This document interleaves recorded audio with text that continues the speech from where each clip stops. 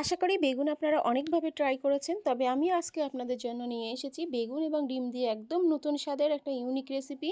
রেসিপিটি অবশ্যই আপনাদের ভালো লাগবে। প্রথম থেকে শেষ পর্যন্ত ভিডিওটি দেখার অনুরোধ রইল। এই রেসিপিটি তৈরি করার জন্য প্রথমে আমি এখানে একটা বেগুন নিয়ে নিয়েছি। বেগুনটার দুই সাইড কেটে বাদ দিয়ে মাঝের অংশটুকু নিয়েছি। তারপর একটা ছুরি দিয়ে আমি বেগুনগুলোকে এইভাবে পিস পিস করে কেটে নেব। এখানে রিং পিস করেই কেটে নিতে হবে। বেগুনগুলো একদম পাতলা করে কাটা যাবে না, একটু মুঠা রেখেই কিন্তু আমাদের বেগুনগুলোকে কেটে নিতে হবে। দেখতে দেখতে আমি সব বেগুনগুলোকেই কেটে নিয়েছি। এখন এই বেগুনের পিসগুলো দেখিয়ে দিই কতটা মোটা রেখে আমি কেটেছি। আশা করি দেখে বুঝতে পারছেন কতটা মোটা রেখে কেটেছি। এখন বেগুনগুলোকে একটা পাত্রে জলের মধ্যে দিয়ে আমি খুব ভালো করে বেগুনগুলোকে ধুয়ে নেব। এইভাবে হাত দিয়ে একটু কষলে কষলে বেগুনগুলোকে ধুয়ে নেব দুই সাইড। ধোয়া হয়ে গেলে আমি জলটা ঝরিয়ে একটা পাত্রের মধ্যে তুলে নেব। দেখুন বেগুনগুলোকে আমি একটা প্লেটের মধ্যে তুলে নিচ্ছি। রেসিপিটি একদম নতুন স্বাদের, খেতে কিন্তু অসাধারণ লাগে। দেখুন বেগুনগুলো আমি তুলে নিয়েছি। এখন একটা চামচের সাহায্যে বেগুনের এই ভিতরের অংশটা আমি এইভাবে কেটে নেব। কাজটা ছুরি দিয়েও করা যায়, কিন্তু চামচ দিয়ে করলে অনেকটা বেশি সুবিধা হয়। দেখুন এইভাবে চারপাশটা এইভাবে গোল গোল করে কেটে মাঝের অংশটা বার করে নিতে হবে।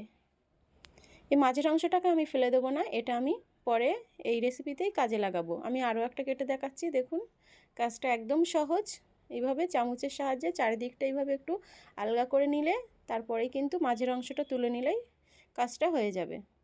দেখুন আমি বেগুনগুলোকে এইভাবে রিং পিস করে নিয়েছি। এখন এটা এক সাইডে রেখে দেব। মাঝের যে অংশটুকু আমি বাদ দিয়েছিলাম সেগুলো আগেই বলেছি এই রেসিপিতে আমি এগুলোকে ব্যবহার করব। এভাবে ছুরি দিয়ে আমি এইভাবে একটু ছোট ছোট করে কেটে নেব। একদম কুচি কুচি করে কেটে নিতে হবে এগুলো।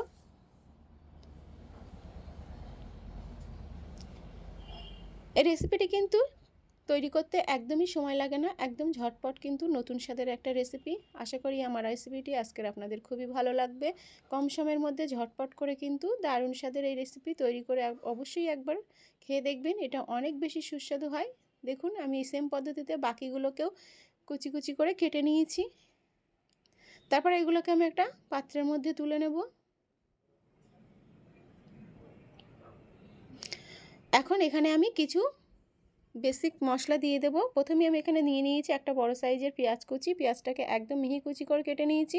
দুটো দিয়ে দেব কাঁচা লঙ্কা কুচি, অবশ্যই ঝালটা আপনাদের স্বাদ মতন দেবেন। দিয়ে দেব দু চামচ ধনেপাতা কুচি, সঙ্গে দিয়ে দেব হাফ চামচ হলুদ গুঁড়ো, ঝালের জন্য দেব হাফ চামচ লঙ্কা গুঁড়ো, সঙ্গে দিয়ে দেব হাফ চামচ জিরে গুঁড়ো এবং হাফ চামচ দেব ধনে গুঁড়ো।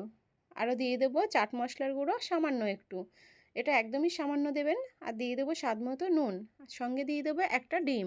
আপনারা চাইলে ডিমের পরিমাণ আরও বাড়িয়েও দিতে পারেন। আমার এখানে যেহেতু বেগুনের পরিমাণটা কম ছিল সেজন্য আমি এখানে একটা ডিম ব্যবহার করেছি। আপনারা বেগুনের পরিমাপ অনুযায়ী ডিমটাও বাড়িয়ে বা কমিয়ে নিতে পারেন। খুব ভালো করে মেশানো হয়ে গেছে, এটা এক সাইডে এখন রেখে দেব। তারপর যে বেগুনের রিং পিসগুলো আমি রেখেছিলাম তাতে একটু ম্যারিনেট করে নেব। প্রথমে দিয়ে দেবো সামান্য একটু নুন আর দিয়ে দেবো সামান্য একটু হলুদ গুঁড়ো, দিয়ে খুব ভালো করে হাত দিয়ে এইভাবে বেগুনের রিং পিসগুলোর দুই সাইড এইভাবে লাগিয়ে নেব।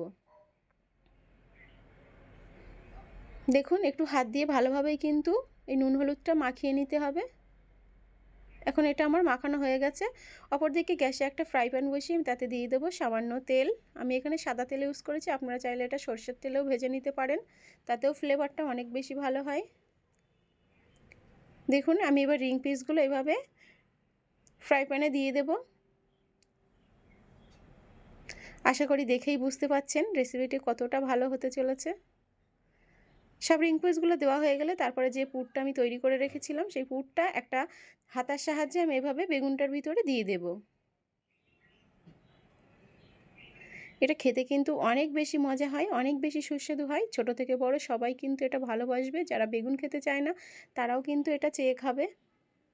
দেখুন সবগুলো বেগুনের ভিতরে আমি পুরটা এভাবে দিয়ে দেব।